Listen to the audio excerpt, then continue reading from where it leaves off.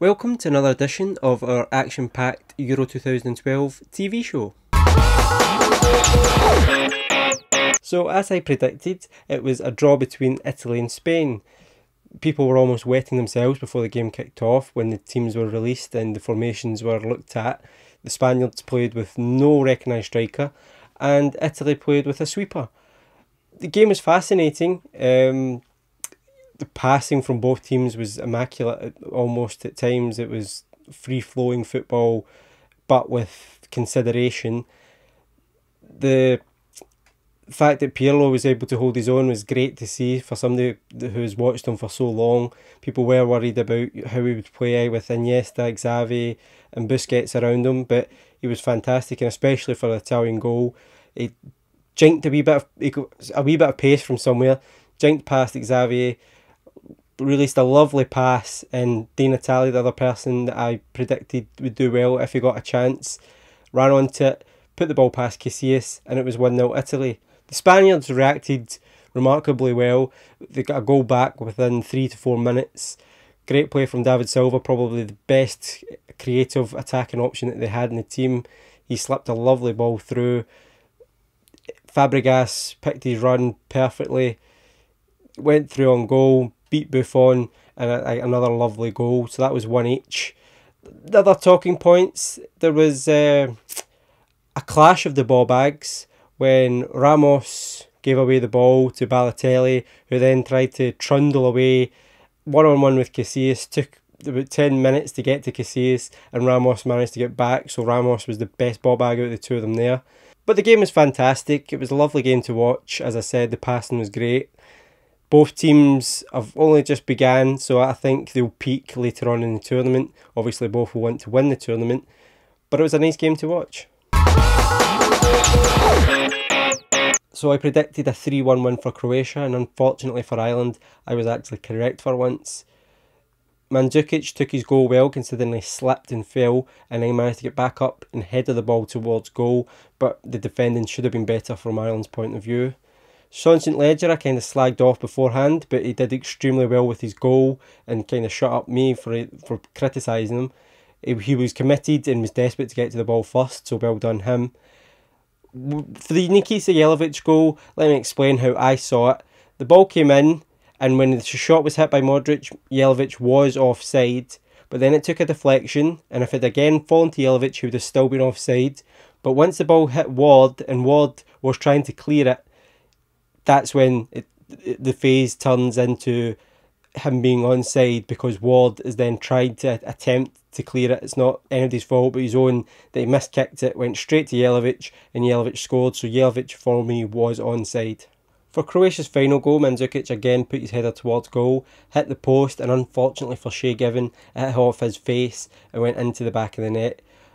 Always unfortunate when it happens to a goalkeeper, although it's one that we always laugh at when it's 7-a-side or 5-a-side games that we're playing in ourselves.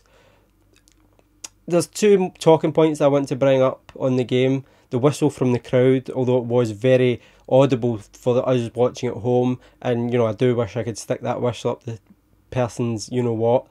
It didn't affect the game because I don't think the players ever reacted to it. And finally, there was a bit at the end, I think it was Shane Long elbowed Petikosa, the Croatian goalkeeper, in the face. I don't think he meant it, but there is that fifth official sitting behind the goal line who could obviously see it, yet he never done anything. And I've got to ask UEFA, why do these officials turn up if they're not going to get involved? Under Roy Hodgson, England haven't had their troubles to seek. The Rio Ferdinand, John Terry affair, injuries and call-offs has meant that a lot of squad changes have had to be made.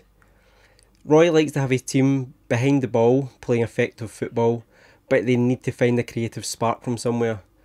People might suggest that it's vital that Wayne Rooney comes in the third game and reacts straight away, but I think he will. I think Wayne Rooney, after missing the first two games, will be extremely hungry and wants to provide everything he can for England. The French national team can always be a bit Jekyll and Hyde. Laurent Blanc will be hoping that a vibrant, successful squad turns up for this European campaign. Karim Benzema could be a very good shout for a golden boot, but if he misfires, they've always got Oliver Giroud on the bench. Going forward they look fine, but at the back it might be the problem, with Mexes being a bit too slow and Patrice Evra switching off on occasion. Sweden, they've got Zlatan, and if you've got Zlatan Ibrahimovic, you always stand a chance to win a game. At the back, they're another team that might feel that they're a bit weak in that position. Olaf Melberg, always good for a yellow card. He is a bit older and he is a bit slower. As I say, with France and England being unpredictable, maybe Sweden fancy their chances to qualify from this group. The co-host, Ukraine, will hope that the home support can see them getting a few points from this group.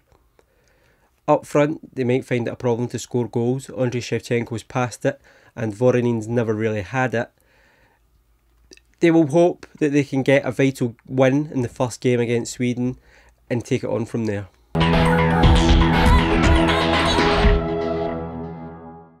How are France coming into this tournament, and are they confident? I think slightly confident. They're now on a 21-game winning streak, unbeaten streak. They beat Brazil, Germany. They won the three pre-tournament games. The first one coming from behind against Iceland, looking really good against Estonia and Serbia. They've not won a game since against Portugal in 2006 when it comes to tournaments. But I think they're quite confident they can definitely get out of the group, and then it all depends on who you get in the knockout stages. But I think after the South Africa debacle, I think there's the kind of quiet confidence. I don't want to be too confident and look a bit arrogant, but I think there's definitely a bit of the strutting around the place a bit, and I think they know they've got quality. Apart from the usual suspects, who should we look out for in this French team? I think one of my boys, Mathieu Debuchy at Lille, playing at right back, a bit of an unknown quantity for the people not watching Ligue 1. He just rampages up and down the right hand side, loves to get forward. Bit of an underrated defender as well. He's going to cause Ashley Cole some problems down the left and maybe pin him back. And I think how well Cole does will depend on how well Debuchy does. Who else? When you're looking at obviously Karim Benzema, and the one to refer is Frank Ribery, who's playing out of his skin at the moment. I mean, he hadn't scored in something like 21 games, and he scored with his last 3 shots on goal for France. So he's definitely playing the best football he has in the France shot. So he's coming into the tournament on top form. What's your prediction for the France and England game? Part of me hopes that France can absolutely just turn on the style and destroy England, but I think you can't underestimate England no matter who's on that pitch. I think my heart says 2-1, I think my head probably says 1 each actually. And thanks very much for Andrew for giving us some insight into that French national team. To find out more on England's opposition France, head over to French Football Weekly as they preview today's game. For detailed tactical analysis on the hosts Ukraine, check out Slavic Football Union. Dan Williams takes a look at Sweden for the Football Project, so make sure you all take a look at that too. And remember people, football's just a game. The French and the English do get on occasion. Just look at Basil Boli and Chris Waddle. Well,